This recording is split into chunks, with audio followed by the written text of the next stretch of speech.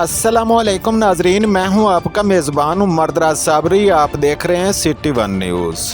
टेरी मीरवा थाने की हदूद गांव पीरबख्श चीनों में बाअसरों के जुल्म और टेरी मीरवा पुलिस की ज़्यादतियों के खिलाफ बेवा खातून का माजूर बेटी के साथ एहतजाज करते हुए फ़तह खातून चीनों ने मीडिया को बताया कि बाअसर शख्स दीन मोहम्मद अयाज, मुराद, सुहेल, नवीद और दीगर ने बिलाजवाज़ हमारे घर पर हमला करके मुझे, मेरे बेटे ज़ाहिद चीनों को और मेरी माजूर बेटी बानो को सख्त तशद्दुद का निशाना बनाया, जबकि टेरी मीरवा पुलिस मुकदमा दर्ज करने के लिए तैयार नहीं है। टेरी मीरवा पुलिस मुलजमान से मिली हुई है।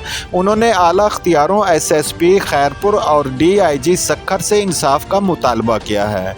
रिपोर्ट कर रहे हैं हबीबुल्ला शर, तहसील रिपोर्टर, सिटी वन न्यूज़, टेरी मीरवा से।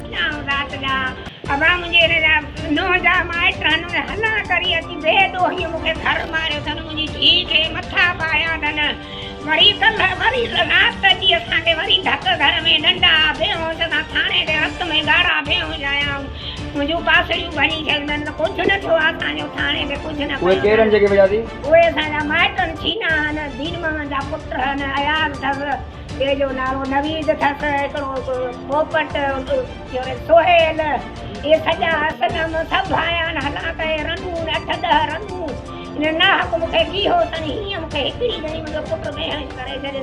न हिन महिल ताईं दाद फिरियाद थियो आहे मूंखां ज़ुल्म न ॿिए ॾोही मां रन साल देवा हक़ मुंहिंजो धणी न खणी आहे, मूंखां ना हक़ ज़ुल्म कयो अथनि, मुंहिंजूं पासड़ियूं भरी छॾियूं अथनि, मुंहिंजो पुटु बेहोश पियो आहे।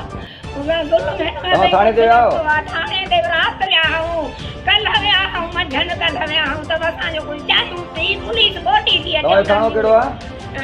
थाणो हे थकी वारो थाणो। अच्छा, पुलिस तव्हांजी फरियाद वरिती आहे तव्हां खां? हा वरिती, वठनि त कुझु नथा कनि, बोटी था अचनि त चाहियूं थी, असांजो को दास न फिरियाद, वरी असांखे धकनिया डंडा लठियूं पयूं वेठा आहिनि, घर में नथा अचनि ॾियनि। असां हिते पराए दर ते असां वेठा आहियूं, थरीअ में लिका वेठा आहियूं, घर सां वञूं, असांखे मारनि था, राति विया आहियूं त असांखे बेहोश कयो अथनि। असां सां ज़ुल्म अहिड़ो ना हक़, असां बेॾोही रन साल मुंहिंजो हिकिड़ो बचिड़ो और मुंहिंजो धणी न खायो बा, मुंहिंजूं बासड़ियूं बि भरी छॾियूं अथनि।